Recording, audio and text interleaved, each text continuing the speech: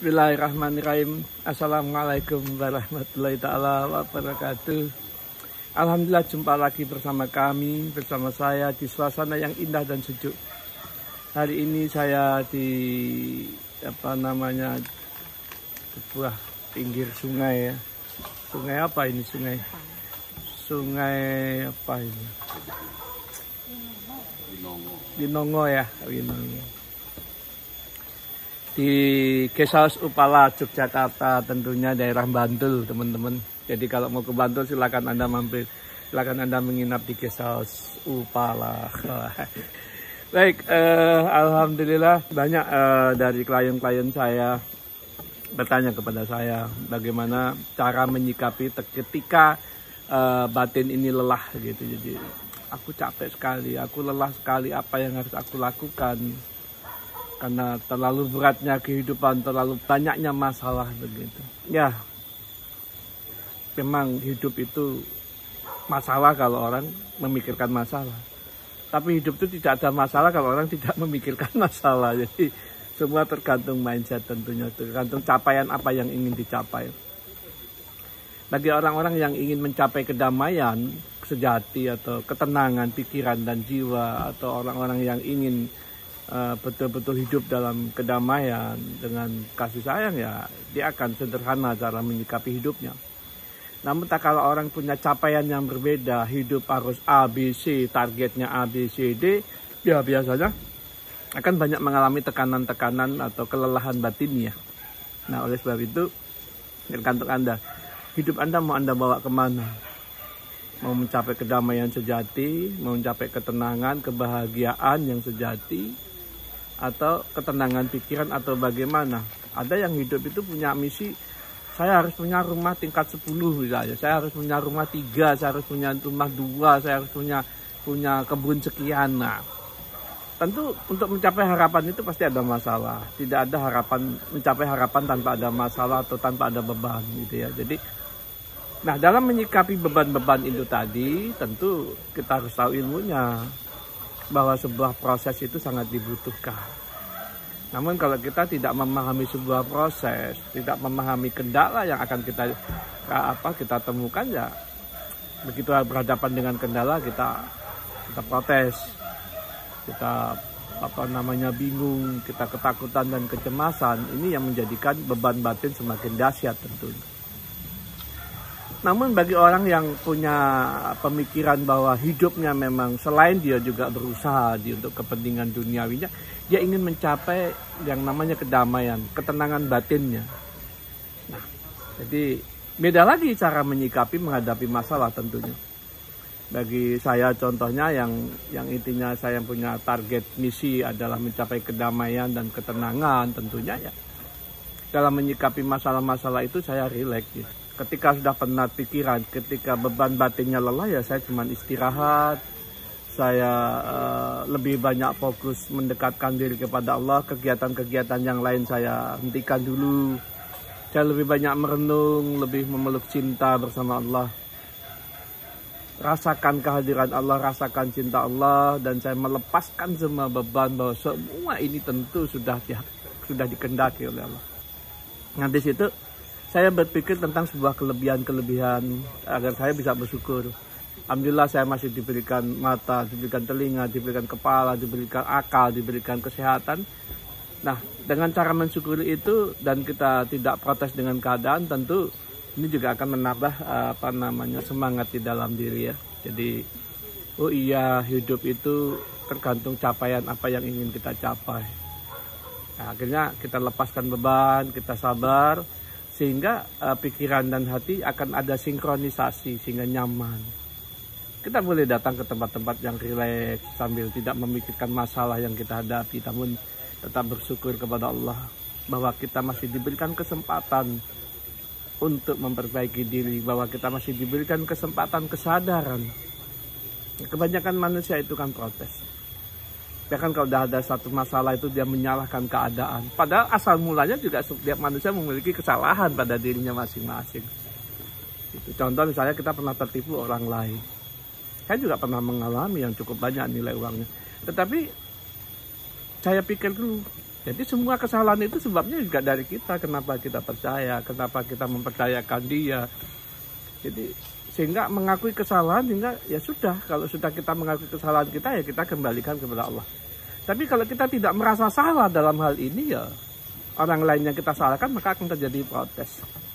Akan terjadi sumpah serapah, menghina, mencela dan sebagainya. Yang itu yang tentunya akan menekan batin kita, akan membuat pening pikiran kita. Nah, bagi orang-orang yang capaiannya adalah kedamaian, ya dia langsung introspeksi diri. Segala satu keadaan apapun berawal dari keputusan kita masa lalu. Nah, kedepannya apa yang terjadi, yaitu realita yang harus kita hadapi, bahwa dalam sebuah proses dibutuhkan ketenangan dan kesabaran. Introspeksi diri lagi, apa kesalahan saya? Nah, kalau kita sudah merasa salah dan kita memohon ampun pada Allah, insya Allah kita akan menemukan kedamaian. Kalau tidak, kita gundah gulana, kita isinya cuma marah. Yang tentunya marah-marah, gundah gulana, pikiran penat, pusing, membuat kita tidak nyaman. Dan membawa dampak yang tidak bagus dalam keluarga, dalam ucapan, dalam sosial tentunya. Sehingga hati kita menjadi kosong. Nah ini, jadi teman-teman barangkali pengen tahu tips bagaimana menyikapi hal ini, ya Anda harus pikirkan dulu capaian apa yang ingin Anda capai. Kalau Anda ingin capai adalah kedamaian, ya ikhlaskan. Kalau Anda ingin capai material, ya Anda akan menderita ketika Anda kesulitan material. Begitu. Hidup itu memang pilihan. Artinya mau jadi apa monggo, is oke, nggak masalah, Allah udah ciptakan. Mau pilih A jadinya A, mau pilih B jadinya B, ya itulah ketentuannya dari Allah Subhanahu Wa Taala. Kodok-kodaknya udah ditentukan tentunya. Jadi apa yang ingin kita capai, dunia apa yang mau kita capai, kedamaian apa yang seperti apa yang ingin kita capai, spiritual apa yang ingin kita capai, religius apa yang ingin kita capai, ya kita sendiri yang memiliki ukurannya yang begitu. Jadi pilihan, sekali lagi saya katakan pilihan. Kalau Anda memiliki target kedamaian jiwa, ketenangan jiwa, ketenangan batin, ya Anda harus menguasai ilmu-ilmu tentang ketenangan jiwa. Anda harus belajar banyak mengikhlaskan segala satu kejadian agar jiwa Anda menjadi tenang. Tapi kalau kita protes terus, ya tentu jiwa kita tidak akan pernah tenang. Begitu teman-teman sekalian. Tergantung capaian apa yang ingin kita capai. Jadi ada orang bilang sulit ikhlas, ya karena memang tidak ada ingin capaian kedamaian. Tapi kalau dia bilang ingin ada kecapaian kedamaian, dia ingin mencapai suatu kedamaian, ya pasti dia akan cari ilmu ikhlas itu bagaimana langkah-langkahnya. Yang jelas tidak protes itu satu kuncinya. Kalau kita protes, ya nggak akan pernah bisa ikhlas. Sederhana sebenarnya. Dan jangan menilai kekurangan gitu loh. Jangan menilai kekurangan. Kalau kita menilai kekurangan tentu akan protes. Tapi kalau kita menilai kelebihan, tentu kita akan bersyukur. Itu kuncinya dalam mencapai keikhlasan. Nilailah kelebihan dan kita akan bersyukur. Kalau kita menilai kekurangan, tentu kita akan protes. Udah, hasilnya kalau namanya orang tidak protes, menilai kelebihannya, ya pasti dia akan lari ke bersyukur. Tapi kalau dia protes dengan keadaan yang sedang dialami, lama-lama pasti kupur. Ya gitu, suka tidak suka. Itu hukum evolusi, hukum sebab akibat. Monggo teman-teman, silahkan Anda tentukan dulu capaian apa yang ingin Anda capai dalam kehidupan ini. Tentukan target-target. Kalau saya, ya dunia tetap saya cari sebagai jembatan menuju akhirat. Jadi yang saya utamakan, ranking satunya adalah bagaimana pikiran dan hati saya menjadi damai. Perkara kebutuhan dunia mengimbangi saja, dan kebutuhan dunia itu otomatis akan berjalan sesuai dengan apa yang saya kerjakan, tentunya begitu. Jadi saya selalu berusaha untuk menjaga pikiran dan hati saya agar saya selalu tenang dan damai, karena saya yang membutuhkan kedamaian dan ketenangan itu. Nah, makanya saya selalu fokus kepada diri saya sendiri gitu. Nah, kalau kita fokus ke orang lain, ya kita akan kelelahan tentunya. Ke orang lain, ya kita hanya bersifat kasih sayang gitu. ada orang lain memiliki nilai-nilai kekurangan, ya itu nilainya dia gitu. Kalau kita dimintain pendapat, ya hanya saya ngasih pendapat, tapi tidak menjadi protes bagi saya gitu.